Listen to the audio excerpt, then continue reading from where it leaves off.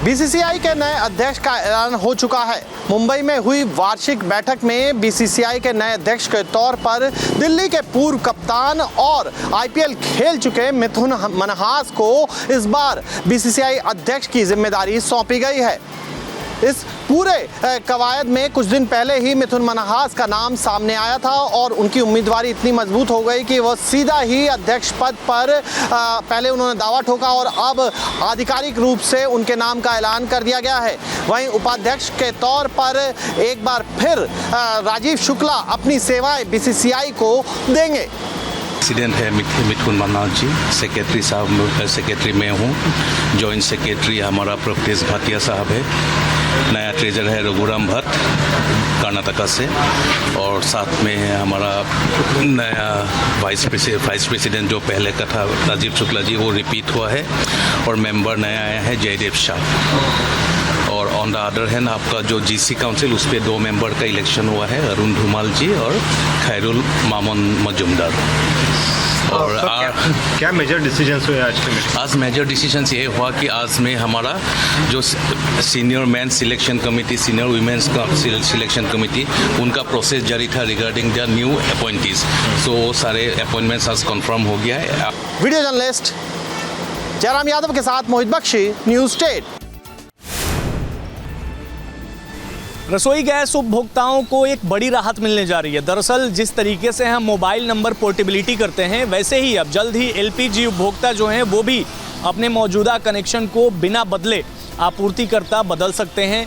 इस कदम से उपभोक्ताओं को अधिक विकल्प और बेहतर सेवाएं मिलेंगी। आपको बताएं, पीएनजीआरबी अब कंपनियों के बीच पोर्टेबिलिटी की अनुमति देने जा रहा है। इसका मतलब है कि उपभोक्ता भविष्य में इंडियन ऑयल, भारत पेट्रोलियम या हिंदुस्तान पेट्रोलियम जैसी कंपनियों के बीच आसानी से स्विच कर सकेंगे।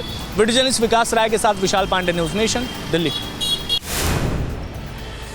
बिहार के मुजफ्फरपुर को अब चेरापल्ली से जोड़ने की नई व्यवस्था जो है वो अब रेल मंत्रालय कर रहा है। उसको लेकर एक नई ट्रेन यानी कि अमृत भारत की शुरुआत कल मुजफ्फरपुर से की जाएगी।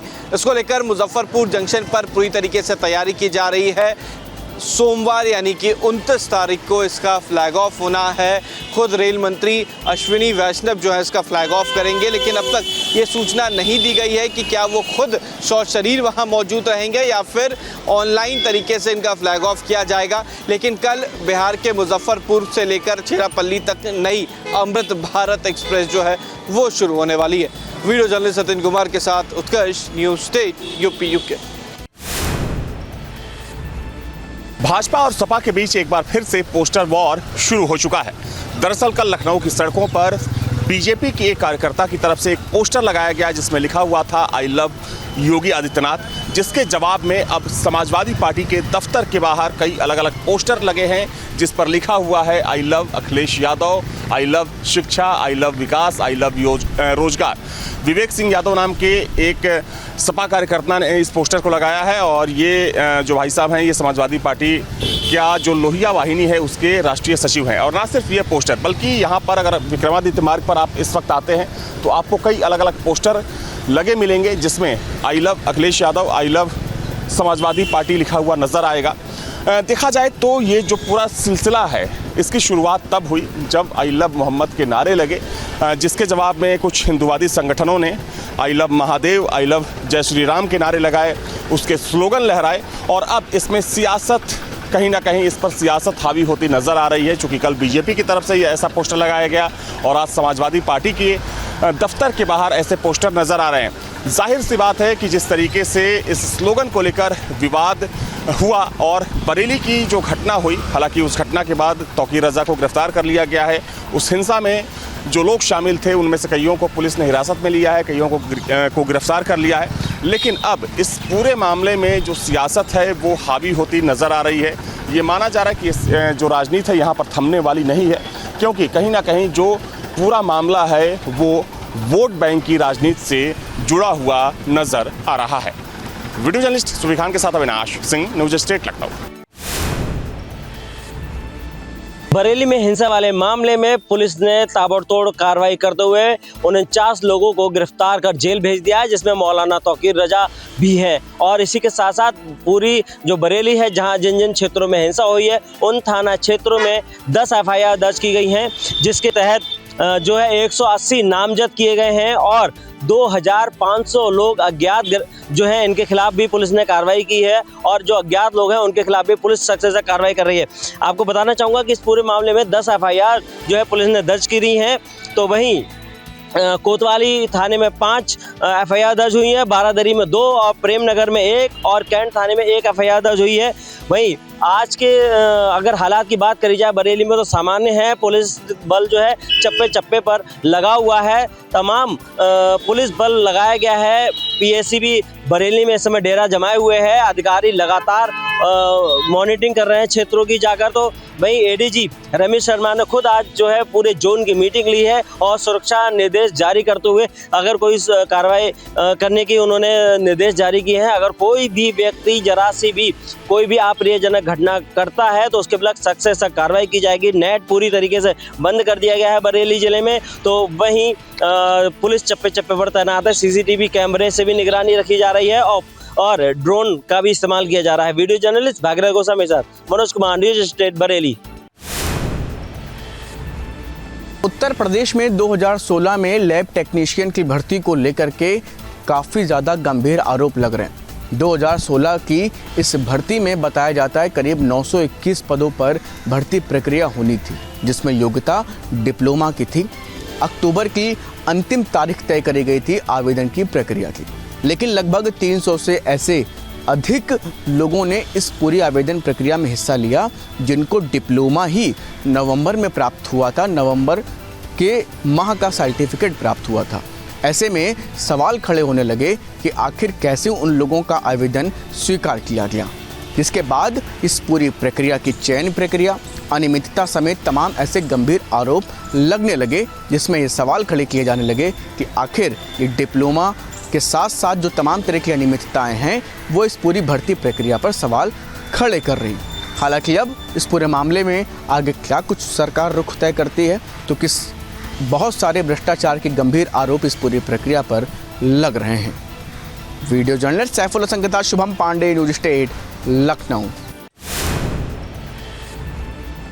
CM धामी ने देहरादून में अपने संबोधन में पेपर लीक प्रोटेस्ट को लेकर जिक्र किया। उन्होंने कहा कि देवभूमि में कुछ दिनों से नकल माफिया पेपर लीक का षड्यंत्र रच रहे हैं।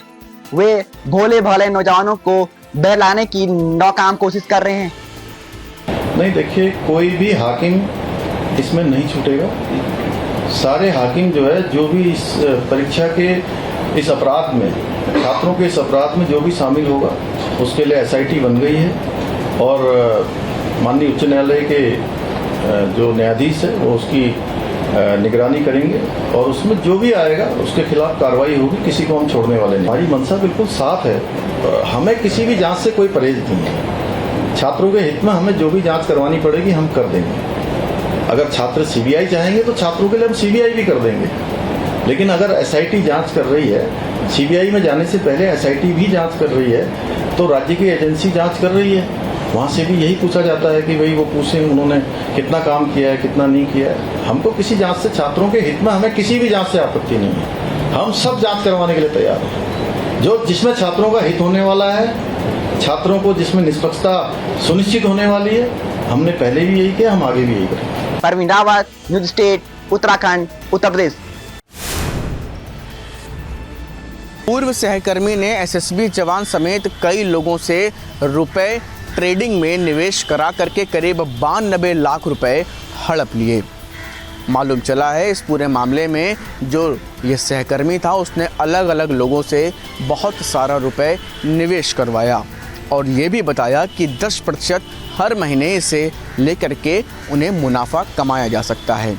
कई लोगों ने उसकी ये बात मान ली और करीब 92 लाख रुपए लोगों से उसने जुटा लिए, जिसके बाद वो ये सारा रुपए लेकर के दुबई फरार हो गया है। इस पूरे मामले में मोहनलालगंज पुलिस ने मामले की गंभीरता को देखते हुए अपनी तफ्तीश और जांच शुरू कर दी है। 7 लोगों पर मुकदमा दर्ज किया गया है और कार्रवाई जारी है। पुलिस का कहना है कि जो भी इसमें दोषी हैं वो किसी भी तरह से बख्शे नहीं जाएंगे। वीडियो जर्नलिस्ट सैफुल हसन के साथ शुभम पांडे, न्यूज स्टेट, लखनऊ। के नेहटौर थाना क्षेत्र के सीकरी भोगपुर गांव में उस वक्त हड़कंप मच गया जब पटाखा फैक्ट्री में अचानक जोरदार धमाका हो गया। धमाका इतना भीषण था कि फैक्ट्री के आसपास का इलाका दहल उठा और लोग घरों से निकलकर मौके की ओर दौड़ पड़े। धमाके के बाद फैक्ट्री में आग भड़क गई। इस हादसे में 3 मजदूर झुलसकर घायल हो गए हैं, जिन्हें तुरंत अस्पताल में भर्ती कराया गया है और राहत की बात यह रही कि तीनों की हालत खतरे से बाहर बताई जा रही है। उधर सूचना मिलते ही फायर ब्रिगेड की टीम मौके पर पहुंची और काफ़ी मशक्कत के बाद आग पर काबू पाया गया। हालांकि इस हादसे ने पटाखा फैक्ट्री की सुरक्षा व्यवस्थाओं पर सवाल खड़े कर दिए हैं। Mahendra Dhaka, news state, Bijnor.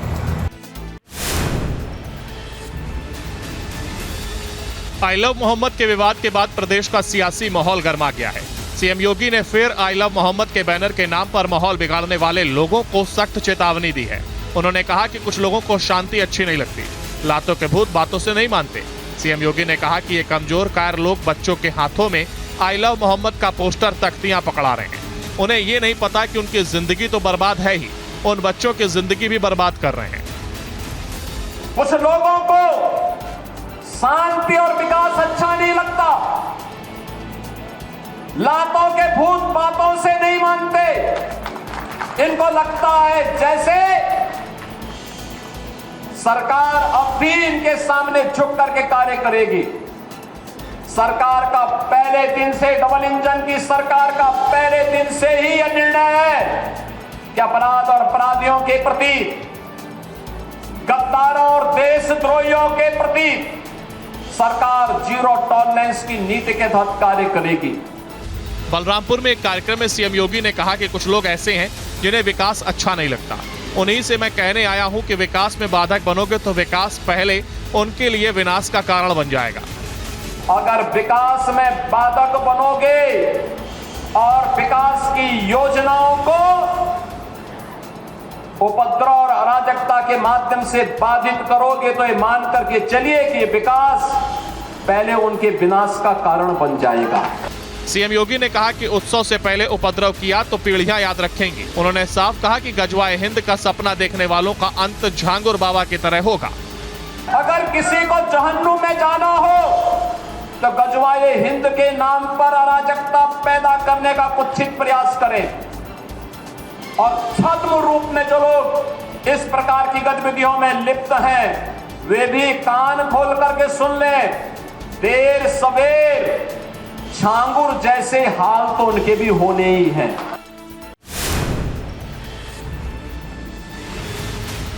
कानपुर में एक अनोखा विरोध प्रदर्शन चर्चा का विषय बना हुआ है। यहाँ श्री दुर्गा सार्वजनिक रामलीला नवयुवक कमेटी ने नगर निगम की लापरवाही के खिलाफ अनूठा तरीका अपनाया। श्यामनगर टटियन स्थित रामलीला मैदान की ओर जाने वाली सड़क की जर्जर हालत से परेशान कमेटी ने प्रतीकात्मक रूप से भगवान राम, लक्ष्मण और हनुमान को ही सड़क पर उतार दिया। पिछले कई दिनों से रामलीला मैदान की ओर जाने वाली मुख्य सड़क की हालत बेहद खराब है। टूटे गड्ढों से भरी सड़क पर रोजाना वाहन चालकों के गिरने और घायल होने की घटनाएं हो रही है। सड़क की खस्ता हालत के कारण पिछले 4 दिनों से भगवान राम की झांकी भी नहीं निकल सकी। श्रद्धालुओं को भारी दिक्कतों का सामना करना पड़ रहा है। कमेटी के लोगों का कहना है कि ये रामलीला पिछले 75 सालों से लगातार आयोजित की जा रही है। मंचन शुरू होने से पहले नगर आयुक्त और निगम अधिकारियों को ज्ञापन देकर सड़क की मरम्मत की मांग की गई थी, लेकिन प्रशासन ने कोई कार्रवाई नहीं की। ये 75 वर्षों से यहाँ पे श्यामनगर में रामलीला का प्रोग्राम होता आ रहा है। ये जब रामलीला स्टार्ट हुई थी तभी हम लोग नगर आयुक्त से मुलाकात करके ज्ञापन दिया था कि ये जो मुख्य मार्ग है जहाँ पे रामलीला का प्रोग्राम होता है, ये मुख्य मार्ग श्यामनगर का मुख्य मार्ग है जो 56 बोग से सीओडी गेट को जोड़ता है। मगर शासन द्वारा ये कहा गया था कि जो पैसा दिया गया था नगर निगम को कि जितने भी दुर्गा पूजा पंडाल है और रामलीला मैदान उसके आगे पैचवर्क कर दिया जाएंगे। लगातार एक्सीएन से जोन 2 से बात हो रही है, उनका ध्यान इस तरफ नहीं जा रहा है और आए दिन यहाँ पे एक्सीडेंट हो रहे हैं। नगर निगम की उदासीनता से नाराज कमेटी ने प्रतीकात्मक भगवान राम, लक्ष्मण और हनुमान के वेश में कलाकारों को लेकर सड़क पर प्रदर्शन किया। इस दौरान नगर आयुक्त और नगर निगम के खिलाफ जमकर नारेबाजी हुई।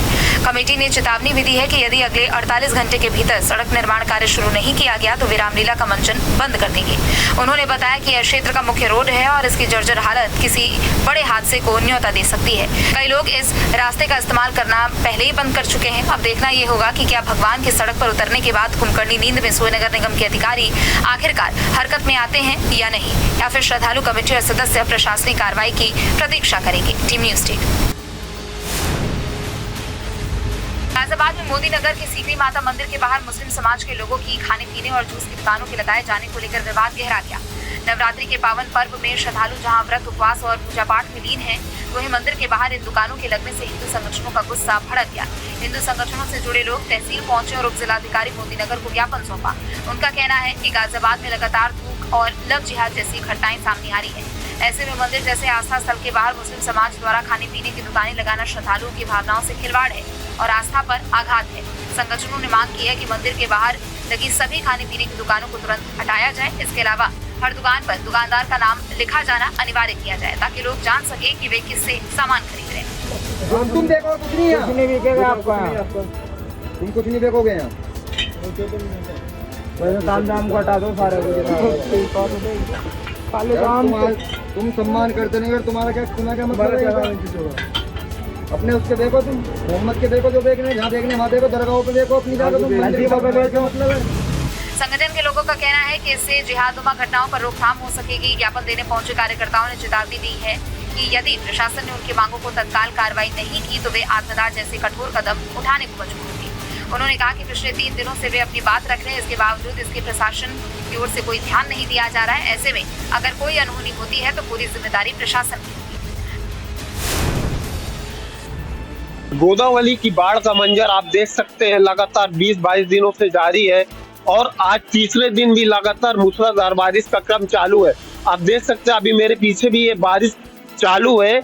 हमें आसपास ये जो भी नज़ारा दिखाई दे रहा है गोदावरी की, देख सकते हैं महाआरती जो है इस जगह पे की जाती थी, लेकिन ये महाआरती की जगह आज देखिए घाट के ऊपर से महाआरती की गई है और ये मारुति मंदिर या हनुमान का मंदिर जो कह सकते हैं। तो आप देख सकते हैं कि मारुति के कमरों के ऊपर से या हनुमान जी के कमर के ऊपर से पानी की गोदावरी की जल धारा बहती हुई नजर आ रही है और ये आसपास के घर और ये जो घर और दुकानें दिखाई दे रही हैं, इन पे पूरी तरह से पानी भर गया है और महाराष्ट्र विद्युत मंडल के द्वारा इस आसपास के इलाकों में जो गोदावरी के आसपास की दुकानें और घर हैं वहाँ बिजली की सप्लाई पूरी तरह से बंद कर दी गई है और इस गोदावरी के या बाढ़ के नज़ारे को देखने के लिए दिल्ली, मुंबई, कलकत्ता और देश भर से लोग इधर आ रहे हैं, लेकिन बाहर से आने वाले श्रद्धालुओं को रहने खाने की काफी दिक्कतों का सामना भी करना पड़ रहा है इस बारिश में। जहां हम देख सकते हैं तो कुछ लोगों के पास जो रोजमर्रा का रोजगार करते हैं उनके पास रोजी रोटी का भी संकट पैदा हो गया है। जो इस गोदावरी के घाट के किनारे श्रद्धालुओं के भरोसे जिनकी दुकानें चलती थी उन दुकानों को प्रशासन द्वारा, नासिक महानगर पालिका द्वारा पूरी तरह से हटा दिया गया है और सतर्कता का इशारा दिया गया है। वीडियो जर्नलिस्ट विजय सोनोने के साथ नासिक पंचवटी से संदीप द्विवेदी, न्यूज नेशन नासिक। पिछले 3 दिनों से लगातार हो रही बारिश से जल जीवन अस्त व्यस्त है, नदी नाले उफान पर है। मैं इस वक्त गंगरेल डैम पर मौजूद हूँ। यहाँ गंगरेल बांध के 4 गेट खोले गए हैं। 14 गेट वाले गंगरेल बांध से 4 गेट खोलकर महानदी में पानी छोड़ा जा रहा है। आप तस्वीरों के माध्यम से देख सकते हैं यहाँ पर जो गंगरेल बांध के 14 गेट है उसमें से 4 गेट में जल छोड़ा जा रहा है। महानदी में यहाँ पानी छोड़ा जा रहा है और जिसके बाद यहाँ जल संसाधन विभाग हाई अलर्ट मोड पर है। आपको बता दें कि 32 टीएमसी क्षमता वाले गंगरेल बांध में लगभग 95% जल भराव पूरी कर चुका है। लगातार हो रही बारिश से गंगरेल डैम लबालब हो चुका है और यहाँ पर आवक करीब 17,500 क्यूसेक पानी की आवक बनी हुई है और 8,000 क्यूसेक महानदी में छोड़ा जा रहा है। बांध को में लबालब होते हुए जल संसाधन विभाग अलर्ट मोड पर है और यहाँ पर आसपास जो निचली वाले इलाके हैं वहाँ पर अलर्ट जारी कर चुका है। कभी भी बांध के गेट और खोले जा सकते हैं। अभी फिलहाल 4 गेट से खोलकर 8000 क्यूसेक महानदी में पानी छोड़ा जा रहा है। धमतरी के साथ साथ अन्य आसपास के जो ज़िले हैं उनमें भी हाई अलर्ट जारी कर चुका है। फिलहाल लगातार हो रही बारिश से गंगरेल बांध पूरी तरह से लबालब हो चुका है और लबालब होते ही यहाँ पर सैलानियों का भी जमावड़ा शुरू हो जाता है।